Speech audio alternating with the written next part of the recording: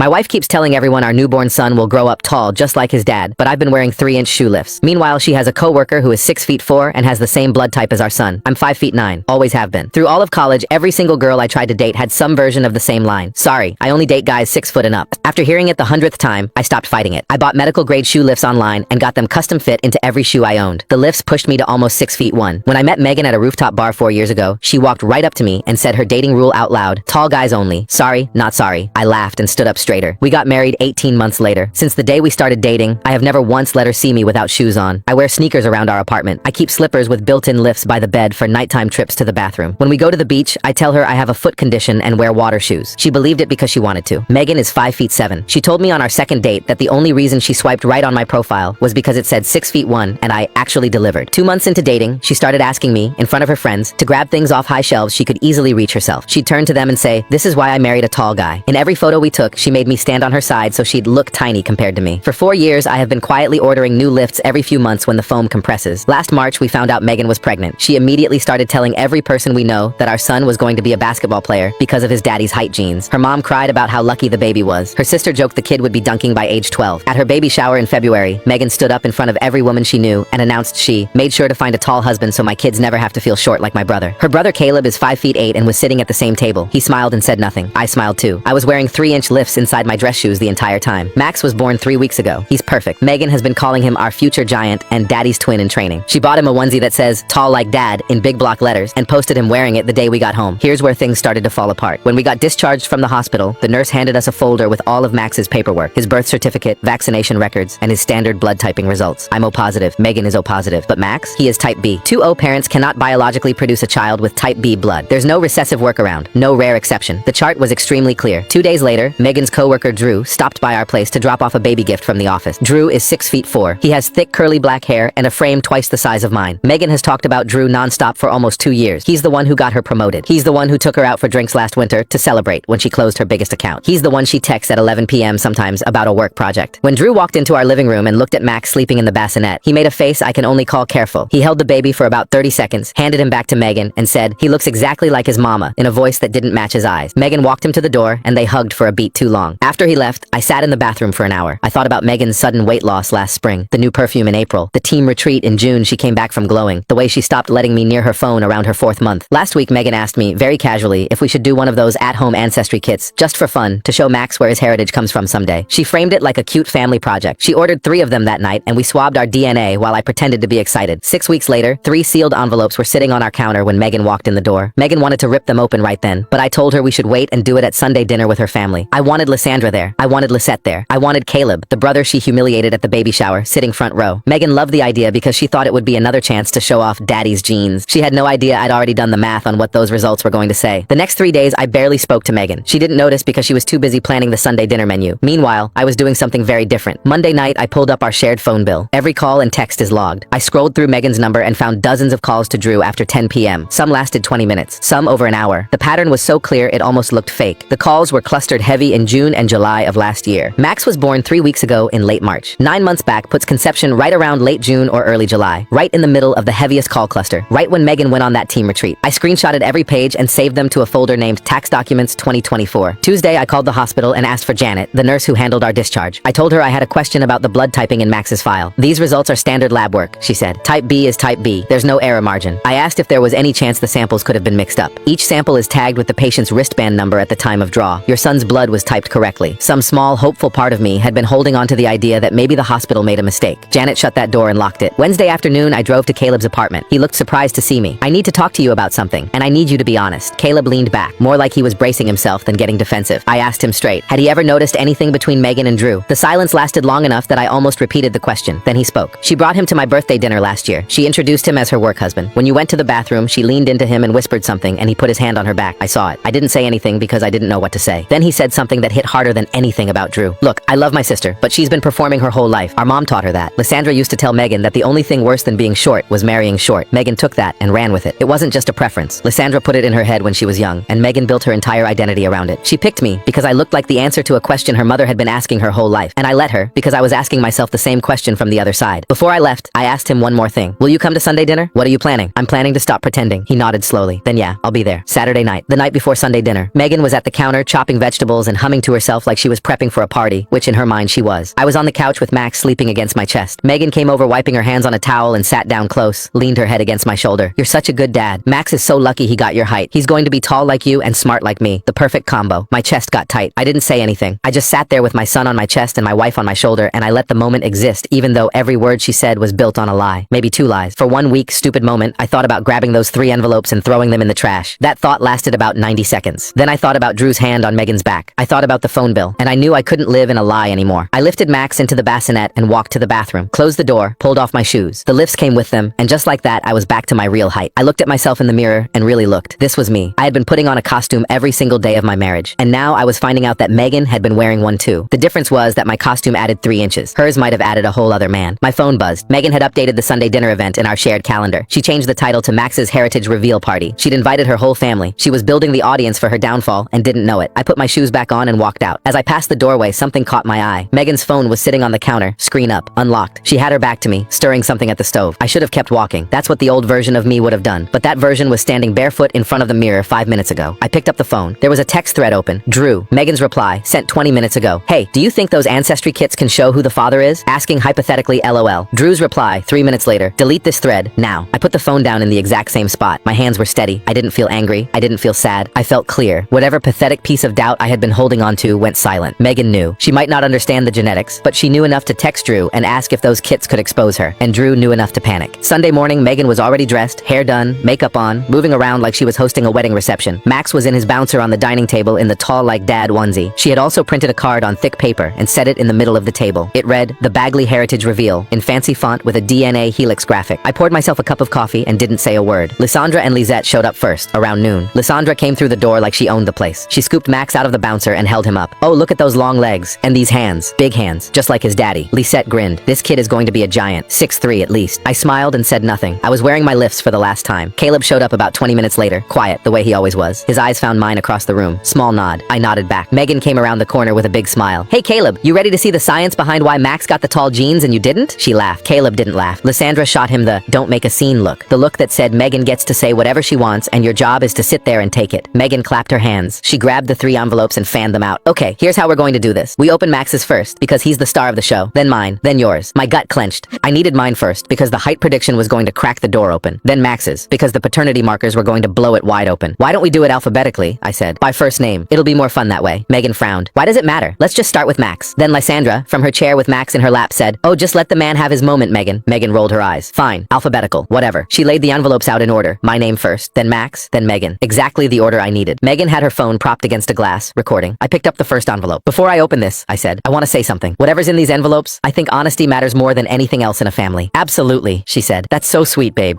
She had no idea I was loading the gun in front of her and she was helping me aim it. Caleb's eyes were locked on mine. I tore the envelope open. Heritage breakdown first. Standard. Health markers. Normal. Then I got to the third section. Physical trait predictions. There was a chart. Eye color probability, hair texture, a few other things. And then in plain text, estimated genetic height potential, 5'8" to 5'10". I read it out loud. Every word. For about 2 seconds, nobody said anything. Lysandra's face froze. Lisette slowly lowered her wine glass. Caleb didn't move. Then Megan laughed. That quick, sharp laugh people do when they think someone made a mistake. That's obviously wrong. You're 6'1". Nobody said a word. I set the paper down. I looked at Megan. No, I'm not. Then I reached down and pulled off my shoes. Both of them. I set them on the floor and stood up. The difference was immediate. 3 inches is a lot when you're standing 5 feet away from people who have spent 4 years looking up at you. Megan stared at me. Her eyes went from my face to my feet and back. Lysandra's mouth fell open. Lisette put her wine glass down with a small click. The room was so quiet I could hear Max breathing on Lysandra's lap. And then Megan did something that told me more about her than anything she'd said in 4 years of marriage. She didn't ask why. She didn't ask how long. She didn't ask if it was a joke. She looked at me with this tight, twisted expression, almost like disgust, and said, Put your shoes back on. No. Her voice dropped low. You're embarrassing me. Put them back on. Right now. Not, why did you lie to me? Put them back on. Like the lie was fine as long as nobody could see it. Caleb said, quietly but clearly, Let him talk, Megan. Her head snapped toward him. Nobody asked you. You wouldn't understand. You've been short your whole life. Caleb didn't react. I told them about the lifts, about the custom insoles in every pair of shoes I owned, the water shoes at the beach, the fake foot condition. Then I looked at Megan. I lied about my height because I thought that was the only way someone would love me. And Megan, you made sure I believed that every single day. Lysandra opened her mouth, probably to make this about what I did wrong, but before she got a single word out, Caleb spoke. Mom, don't. You told Megan her whole life that short men were a deal breaker. This is what that turned into. Lysandra closed her mouth. She looked at Caleb, then at Megan, then at me, and she didn't say a word. Megan straightened up. Okay, fine. You lied about being tall. That's your issue. That doesn't change anything about our family. She reached across the table toward Max's envelope. Let's just open Max's and move on. But I got to it first. I picked up Max's envelope envelope before her fingers touched it. She pulled her hand back, and for the first time I saw something flicker behind her eyes, something nervous. Before we open this, I said, I want to ask you something in front of your family. If my ancestry results say I'm 5 feet 9 and you're 5 feet 7, what exactly are the tall genes Max is supposed to have? Megan blinked. She opened her mouth and then closed it again. Lizette turned and looked at Megan with a completely different expression. The amusement was gone. What was on her face now was suspicion, the kind you can't fake. I opened Max's envelope slowly. Heritage breakdown first. Then I got to the section that mattered. Paternity markers. A chart comparing my genetic markers and Max's. A number at the bottom. A percentage. A paternity confidence score. I read it once. Then again because my brain needed to see it twice to accept it. The number was low. Way low. Not in the range of a biological father and son. Not even close. I didn't say anything. I just turned the paper around and held it up so the entire table could see it. Nobody at that table had a genetics degree, but they could read a percentage, and they could tell the number next to paternity confidence was nowhere near what it should be. Lysandra looked at the paper, then at Megan. Lizette looked at the paper, then at Megan. Caleb didn't look at the paper. He was already watching his sister. Megan's face went white. It just drained, like someone pulled a plug.